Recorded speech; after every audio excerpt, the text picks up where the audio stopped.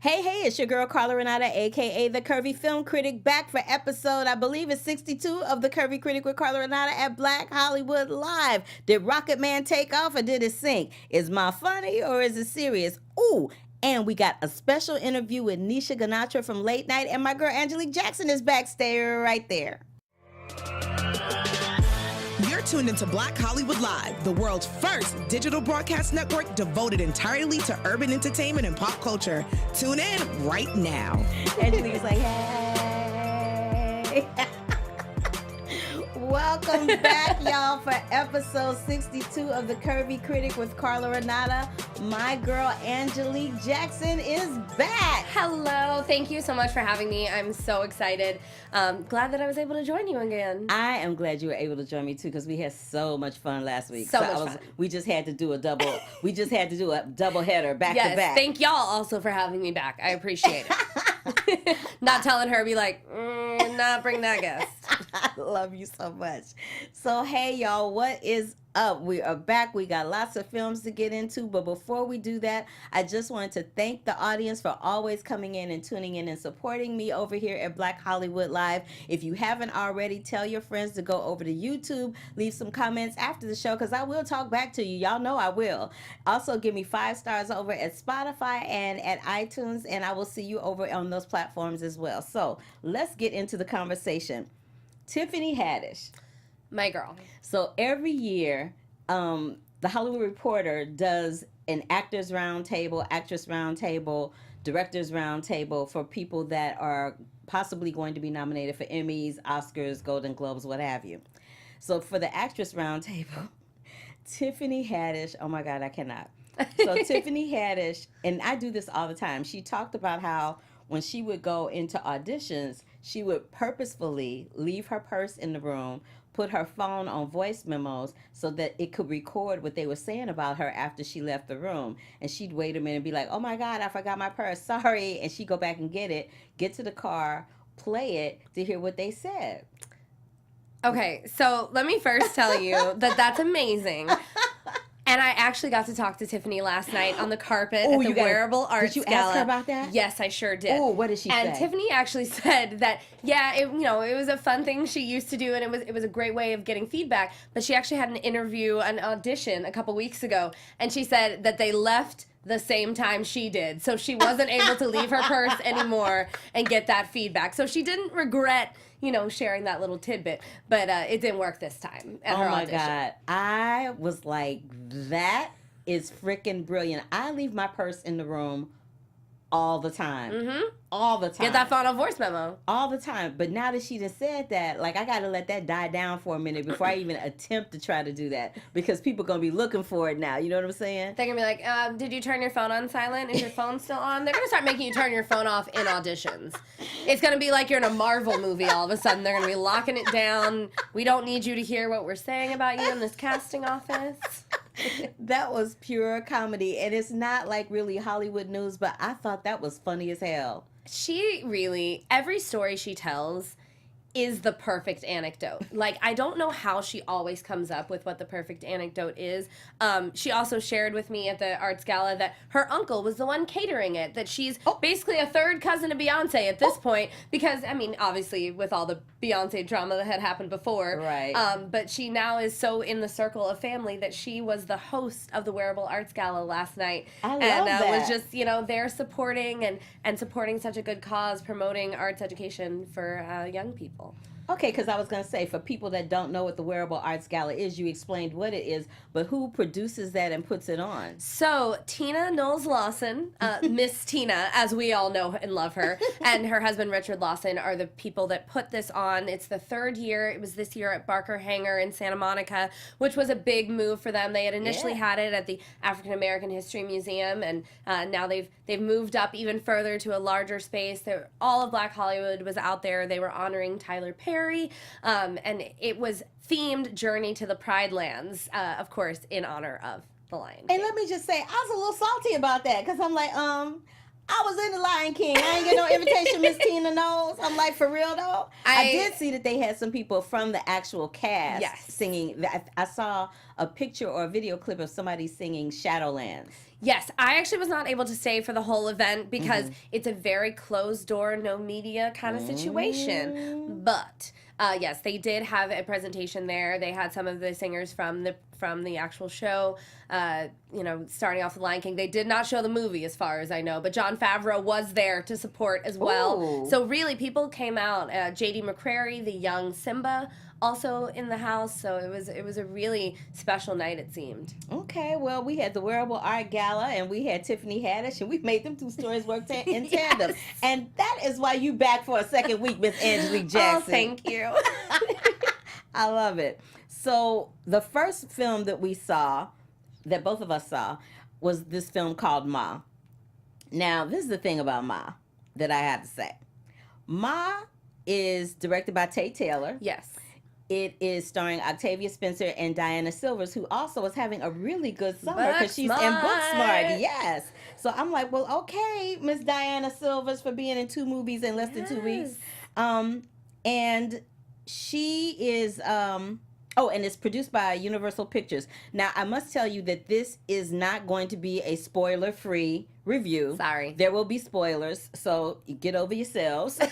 You want to see spoiler-free, go someplace else, because it ain't going to be here today at the Curvy Critic. But basically, Octavia Spencer plays this veterinary nurse who happens to run into these kids at a liquor store, and they talk her into buying some alcohol for them. So she proceeds to let them think that she's concerned about their safety by inviting them over to drink at her house in the basement. Yeah, she doesn't want them drinking and driving. And that is when shenanigans ensue. And you know what I was surprised about? Because I thought this was a straight horror movie. I thought that shenanigans were going to ensue immediately. And then shenanigans, they're kind of like breadcrumbs into the craziness that they already show you in the trailer. Yes. I did not realize this was much more of a thriller. Yeah, it is. And so, since we're doing not a spoiler-free thing, it's a situation where it's not a horror movie. Because from the trailers, you would think it's going to be a straight-up horror movie because you're seeing knives and you're seeing all kind of crazy stuff. But it's not. It's more of a thriller. And not for nothing, but this is what I love about Octavia. Octavia will have a movie come out, and she knows that not everybody is able. So she will buy out a house of tickets so that people can come and support the movie. Yeah. I wish more movie stars would do that, especially people of color, because people don't always get out and see our films. So I wish that I wish that more actors would follow suit, and they have done it over the last couple of years. It started to be a thing. Like I remember Viola did it for Widows. Yeah. There was another movie that came out not too long ago where a couple of people did it, but people are starting to do it more often than not, and I'm really glad to see that. But, I remember being in the midst of some of our fellow critics after I saw this, and folk were not having it. And I was like, I am there for it, because it was I was too. I was like, it is Black Misery meets Black Carrie, and I was there for all of it. Absolutely, and that's what was so great about it too. And I know we both kind of have covered this movie, but getting to see Octavia in this role, which we all know that Black people often die in the first 20 minutes of a horror movie. Yes. Getting to see her be the antagonist and getting to see her have such an important, integral role in the story was really important. I even read Kingsley of, the great king of YouTube, Kingsley, was talking about that today on Instagram, about how cool it was to get to support that and to get to see that. And, she's not only one of the few who makes it to the end of the movie, but the one who's driving the entire plot. It's a big deal, especially after seeing Lupita and Us this year. Little Monsters. Yes, exactly. Mm-hmm. Lupita has 2 horror movies this year. It's incredible to see the way that... Jordan Peele is taking over that lane, too. Black people are starting to, redefine what Black people's roles are in horror movies, especially for 2019, and I'm there for all of that. So somebody was asking me, well, why did you say Black Carrie? I said Black Carrie because if you have ever seen the cult classic Carrie, at the end of the movie, it ends with fire. And at the end of this, it ends with fire. To me, that was like a classic Stephen King Carrie move. Yeah. And then the fact that she was obsessed with one of the characters is the same situation that happened in Misery, where the lead character in that film was obsessed with the lead character. And the way that she kind of chains him up is very similar to what happened Yes. in Misery. Yes. And the bullying plot line, which when I spoke to people on the red carpet, that was one of the messages that they were really talking about, was how this movie is talking about bullying so much, is obviously a direct Carrie reference in itself, just the way that, that plays such a role in teen culture. So I loved getting to see this. I will maybe agree with some of the critics that I thought the movie itself could have been stronger, but the performances are so good. The especially performances were the Octavia. bomb, and there was this one moment that struck a chord with me in particular. There's this moment where after she's changed, and I think it's really interesting that she chains them all up with dog collars. Yes. And not just a dog collar, but like those pit Choke bull chains. choke chain Yeah. kind of dog collars. That speaks volumes by itself. But when her and the little black kid are on the sofa and she proceeds to paint his face white and says, "There's only room for one of us," that was like a political, socio-economic statement in itself. A lot of people miss that, but I did not miss that. Well, my one question about that, and I hadn't seen the movie before I did the interviews, because I had done the carpet, not the junket, but the role was initially written, and still is technically written, for a white woman. Like, the Ma character was supposed to be someone who was Caucasian. So was that something that they added in once Octavia joined the role? Obviously. But why did they add it in? I just have so many questions about that particular scene, because it really struck me too. Yeah, and there was the other thing that struck me was something else that was different in this movie is that Juliette Lewis plays the mother. She plays Erica. And Erica was coming at her kid like a black mama coming at her kid. Like, she was talking, she's like, "You are pissing me off, girl." I'm like, "Oh." Yeah, Erica did not play, and I loved that, because Erica went in. just because she was a mom who was absent because of her job, that didn't mean that she was absent from her child's life. She was very involved in what her child was doing. She was asking all kinds of questions about her friends, about her boyfriends. That, it wasn't that stereotypical mom that's just like, "Oh, I don't even know where my kid is." Yeah, no, her dialogue alone gave me life. It really did. Her dialogue alone gave me life. And it's directed by Tate Taylor. So Tate and Octavia, I think this is the first time they've teamed up since The Help. Yes, I believe it is. So, and she won an Oscar for that. Well, she ain't gonna win no Oscar for Probably not. for Ma. But I love the fact that her, Tate, and Octavia, Allison, and Tate are all friends, and they are keeping it all in the family by helping each other work and, making some art together. So Absolutely. I enjoyed that. That's actually what Tate told me. Tate was saying that, because they were roommates. Yeah, and he they was were. saying that, like, she was all into these, like, murder shows at home. So when she asked me to help her find her next character, this is what I was able to find, and was like, "Yeah, we should do this together. I can totally see Octavia doing this." He joked. He was like, "Oh, it's brought from real life." I love it. I was there for all of it. Let me acknowledge my people in the chat room again. Jenna James, Marlon B, Michael B, and Marlon Wallace. Thank y'all for joining us again. I love you. Everyone. I can't talk today. Every little bit of you. I love you. They said that they felt the script could have been better too. And Jenna said Octavia did good with what she was given and dealt with. Hey, look, homegirl is working. She got a job. It's all good in the hood as far as I'm concerned. You know what I mean? As long as I have her on my screen, I'm a happy girl. Ditto. And I think we move on to the next subject with that in mind. So the next thing that we have coming up is another film that has a female protagonist. It's called Late Night. It is produced. You are so funny. She's like, "Yay, Late Night!" It's produced by Amazon Studios. It stars Mindy Kaling and Emma Thompson, and it's dealing with this woman who is a talk show host, and she's over 50. And she's about to lose her audience. The studio has decided that they want to replace her for somebody newer, younger, fresher.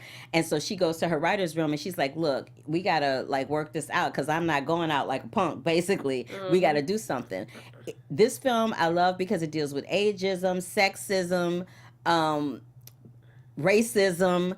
It just deals with so many different subjects. But before we get into our discussion, I want to play this interview that I did with the director. Now, let me just say that the director is Nisha Ganatra. She's Indian.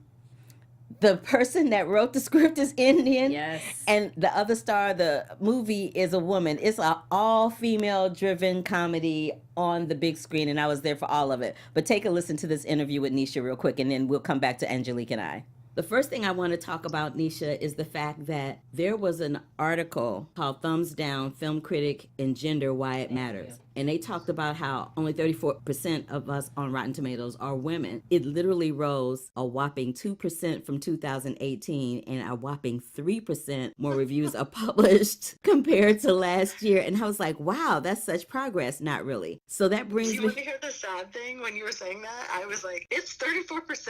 I didn't even think it was that high. Yeah, it's 34%. And so Wow. I say all of that to say the last time we saw a woman in late night television was Joan Rivers on NBC. Yeah.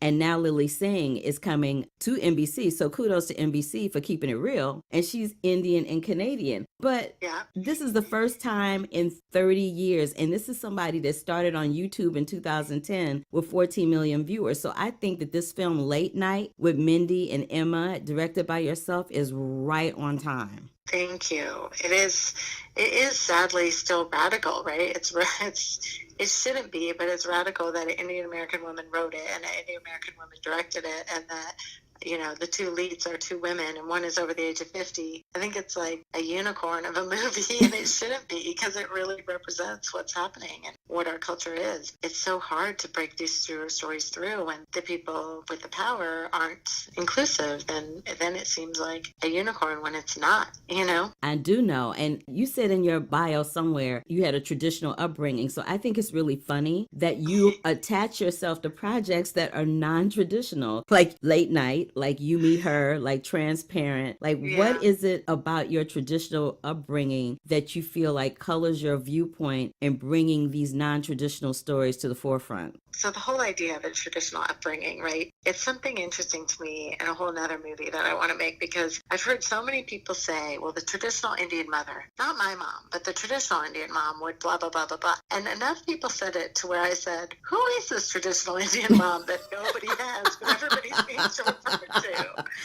That's hilarious. Right? So that's why I made Chutney Popcorn, because that was me taking on this traditional Indian mom idea, because the mom in that movie is a traditional Indian mom who is far from traditional in this journey that she takes. She has to get from the beginning to the end to accept her gay daughter who's having a baby for her straight daughter, and the comedy and chaos that ensues in that family.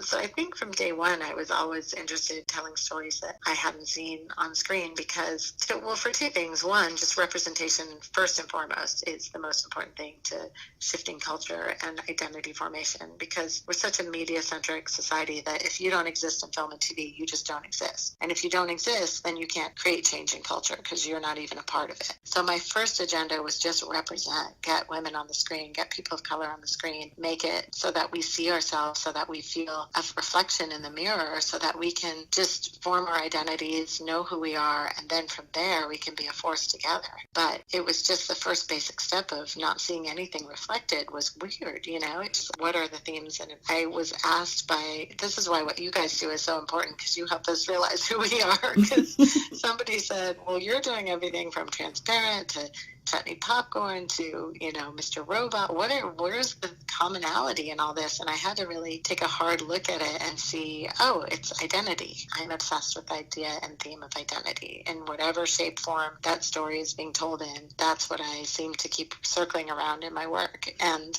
the thing that is the highest form of that to me is comedy. So if I can talk about feminism, women in the workplace, diversity, inclusion, people of color, all under the guise of comedy, then I've really succeeded, because I always want movies to be entertaining and funny first and foremost, and then I want there to be a message under it. But if you don't want the message, you can just go to the theater and laugh your ass off and have a good time. But if you want it, it's extra satisfying, I find, to have a movie that actually tried to say something. Not for nothing, but I loved Late Night for a variety of reasons. I love the fact that in the writing and in the directing and in the acting, y'all addressed ageism, you addressed nepotism, you addressed sexism, you addressed racial profiling. Like, y'all went in and you went in.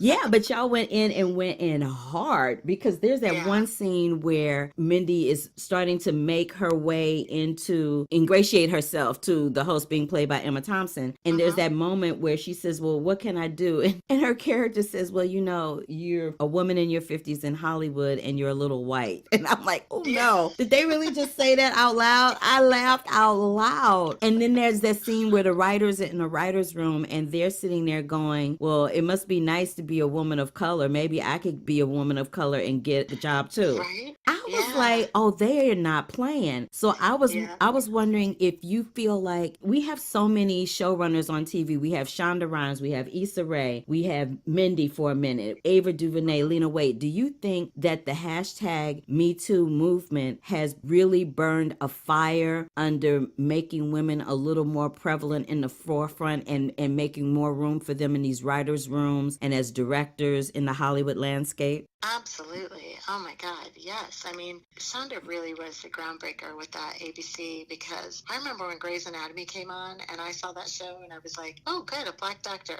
And then I remember, oh my God, another black doctor. And they're not related. And then there was a third black doctor. And I was like, there are 3 black doctors on this show, y'all.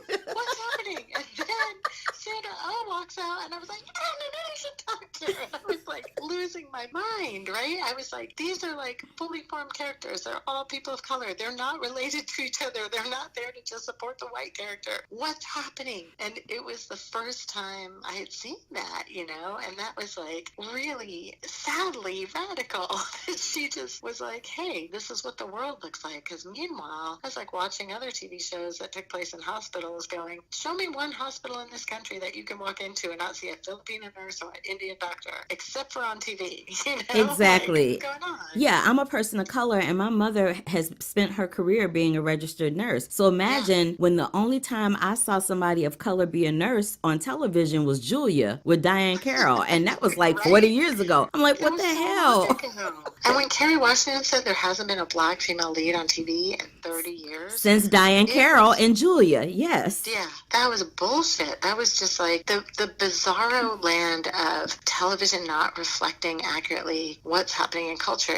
I don't know any other countries that have this problem. Yeah. How is the world whitewashed on TV, but not, I look out my window, it's not like that. I look at the TV, it's like that. What's going on in America that we assume that the norm is a white person and that nobody's going to relate to it unless it's a white male? That is just a piece of fiction that I really wanted to explode in this movie. It's a huge disparity in our country when it comes to that. The disparity between daytime television and nighttime television, especially when it comes to women, is mind-boggling. Because on daytime television, up until the time that The View showed up, we literally only had women in daytime television if they had a male co-host. It almost seemed as though a male co-host had to be present. And that shifted when The View came along. And then The View started to shift their ideology more to politics. But then behind the View came The Real, which is more pop culture based. And then The Talk is like a mix of the two. We had Kathie Lee and Hoda for a minute. And then now we have Jenna and Hoda. But with Kelly and Ryan, it's Kelly and Ryan. It was Kelly and Regis. It was Regis and Kathie Lee. So what do you think that we have to do to get to daytime and nighttime and make our presence known and stay there? Because like I said, when we started out, it's been 30 years since a woman has been a late night talk show host. I know. Well, I mean, because even when we succeed, it's not enough, right? Like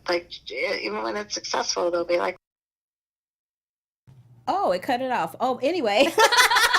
I was enjoying the interview. I was too. Oops. I mean, you hit on so many important topics there with Nisha. That's a great interview. Let's all give Carla a round of applause. Because this movie also hits on all of those topics, and that's kind of what's so amazing about it, is that it's able to tackle all of these things. And like she said, if you just want to go and laugh and have fun, you can do that. But if you want to go and really talk about important things in our culture and the way that things in the workplace are changing in terms of race, in terms of gender, in terms of sex, it really hits on all those too. Someone in the chat room, I believe it was Michael B., he said that there was Get Christy Love. Yeah, Get Christy Love was on TV, Michael B., but that was way after Julia. Julia was on television in the 60s. Get Christy Love didn't come onto the landscape until the 70s. Yeah. So for like at least a decade, Diane Carroll was it for black women on television unless they were guest starring on somebody else's show. Well, if we want to talk about that too, we can talk about late night TV host, Joan Rivers, I mean, she was the only primetime late-night female television host, and we're just now getting Lily Singh, whose show hasn't even debuted yet on NBC, and it's been 30 years. And that happened in September. But it has been 30 years. That's crazy. It's been 30 years since a woman has been a late-night host. That's why I made the point that I made about daytime television. Because in daytime television, it seems that there always has to be a male present in order for the show to even get some legs. You don't see... even Busy Phillips made an attempt at doing a late night talk show. They canceled that. Chelsea Handler was on, but Busy and Chelsea Handler were not on network television. Exactly. Joan Rivers was on network television. Yeah. So on network television, because I want to be clear, on network television, there has not been a female host in 30 years other than the late Joan Rivers. So let's just make that distinction. But Angelique late night is awesome. No, I mean, I'm letting you have a moment because I want that to resonate. Because it's so real, and that's what this movie made so apparent. Because you look at this late night TV landscape, and it is very similar. It is very white. It is very male. And that's exactly what this movie is talking about. And I know that you and I, especially watching this movie, and what really touched me so much, obviously, I'm a fan of Mindy Kaling just in general and her comedy and the fact that she is a woman of color making a way for women in comedy that are women of color especially. But when she walks into that room and she's not only the only person of color, but she's the only woman of color, that's an experience that we've all, I feel like, had. Yep, everybody. You and I both are very familiar with that lane right there. What got cut off that you didn't hear was I asked Nisha the fact about... at the end, at most of the time in the movie, Emma Thompson's character always says, "Have I earned the privilege of your time?" I'm like, why, as a female host, does she feel the need that she has to say that as her moniker? You know, like Jimmy Kimmel has his thing about Matt Damon when he signs off, but in the movie, this was Emma Thompson's sign, or Catherine, as her character is named. That was her sign off, and Nisha said, Don't we all feel like, as women in the entertainment landscape, that we have to ask for the privilege of somebody's time? I was like, you better go, Nisha Ganatra. But also, you better go with that question.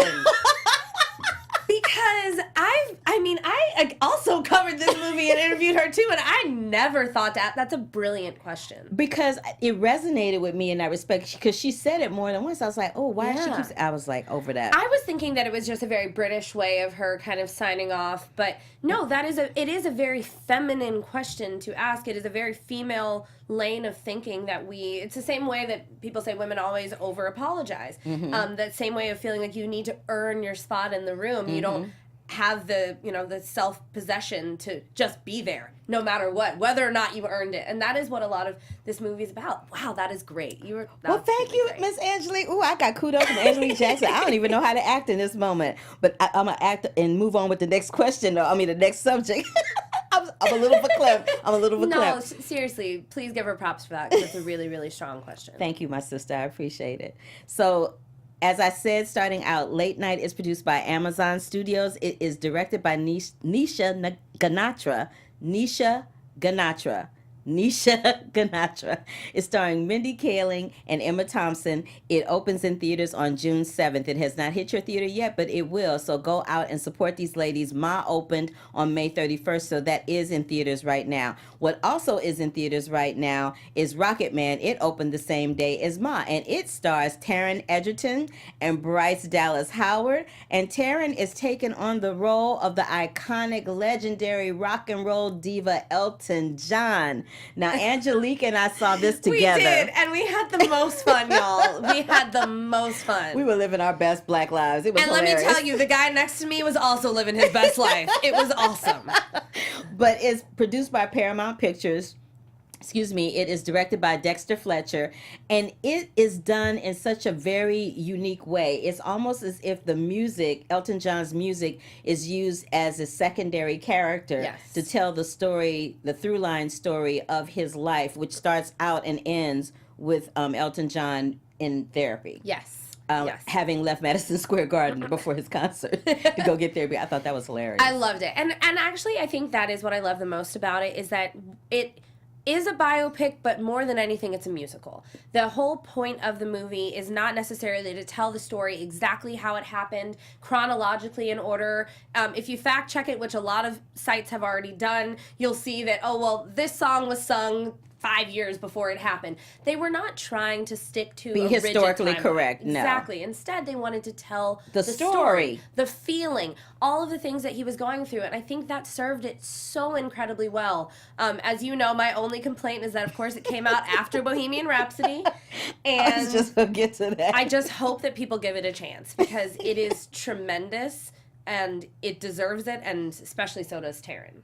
Yeah, he should get some love for this because he gives a fantabulous performance. It was really quite stellar, and not for nothing, but Bryce Dallas Howard did her thing too. Yes. With that accent. Mm-hmm. I mean, not that she was acting with an accent, but she's a fierce actress anyway. But it was almost like every type of persona character that you've seen her do in other films all came together in this one character of playing Elton's mom. Yeah. It was fantabulous. I was there for all of that and all of her, every single solitary moment of it. I really was. And I talked about the concerts, and I talked about the Bohemian Rhapsody comparisons. This is what I want to say about that. I kind of almost get annoyed when they compare it to Bohemian Rhapsody because first of all, it's two different rock people. Uh-huh. There's Queen, there's Elton John. Bohemian Rhapsody was a very glossed over biopic.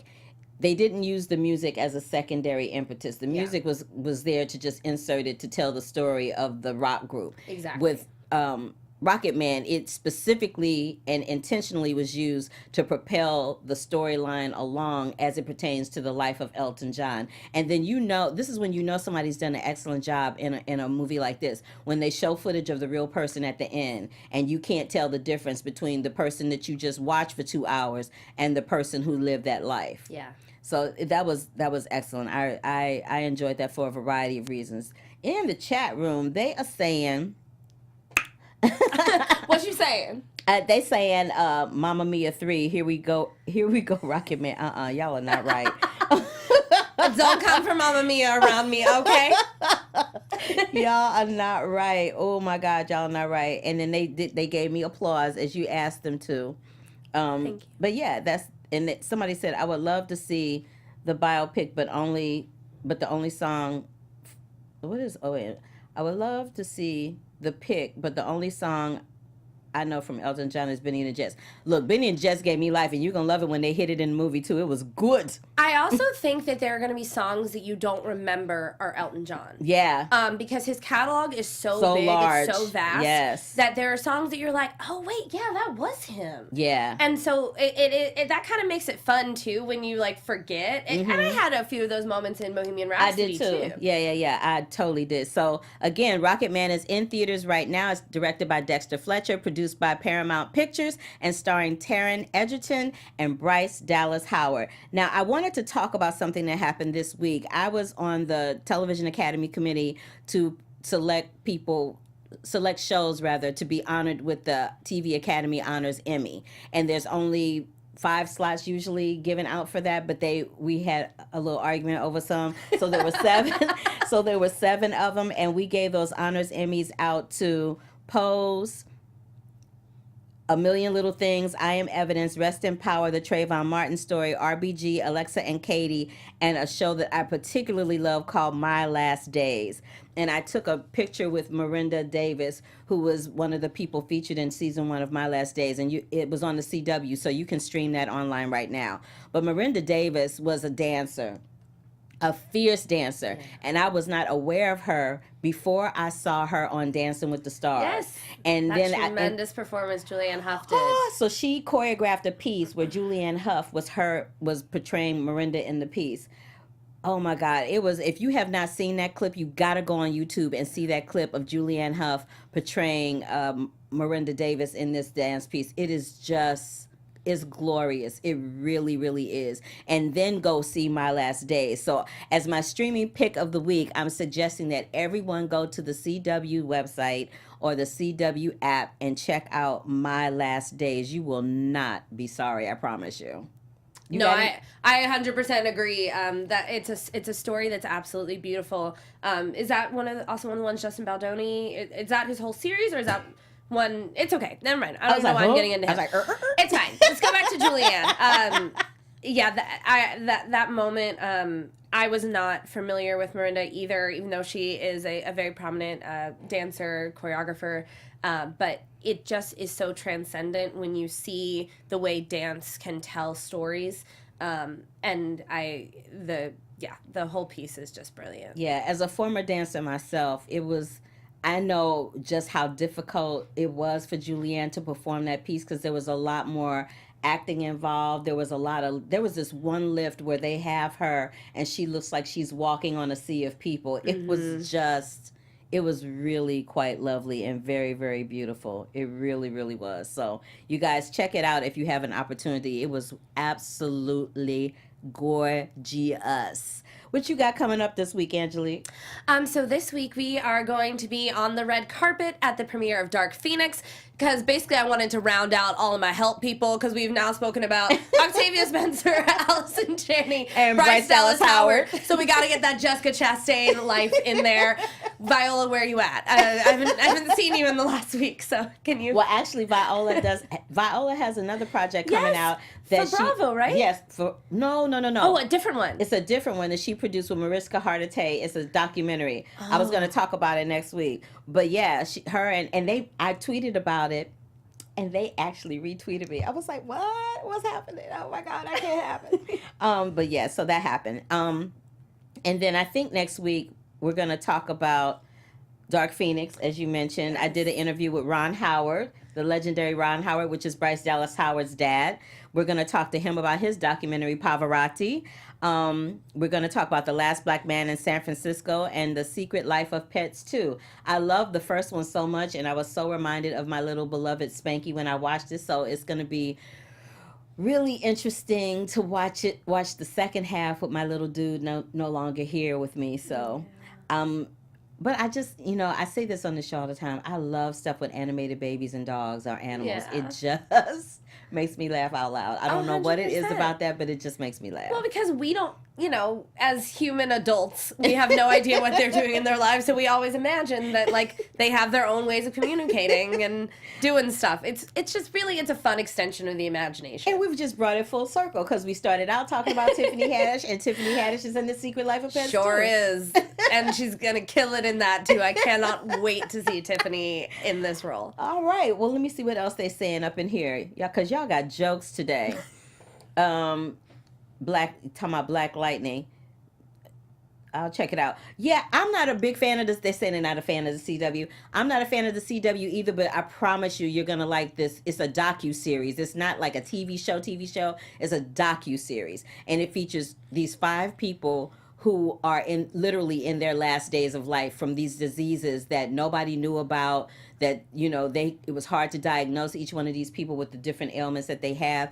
And it's just a testament to the fact that you never know how much time you have on this earth. So you cannot take any second, any minute, any hour, any day for granted, because you literally don't know how long you have or what's going to take you out.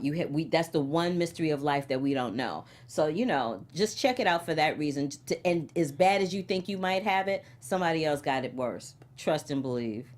All right. Well, I think that brings us to the end of our show today. Thank you so much for having me. It was so much fun. And I love talking about, all of these really uplifting stories. I feel like at the end of the day that all of the movies that we talked about today, especially, are all about progress in some way, whether it is particularly in the storyline or what the movie represents. So it's I don't know, it feels like an empowering 2019 already. Look at you being all deep. I'm being, well, hey, you were just talking about, diseases and not knowing how much more time we have on this earth. I was deep in my own way, so I'm just trying to match your energy. I love you, Angelique. Oh my God, you make me laugh out loud. You are crazy.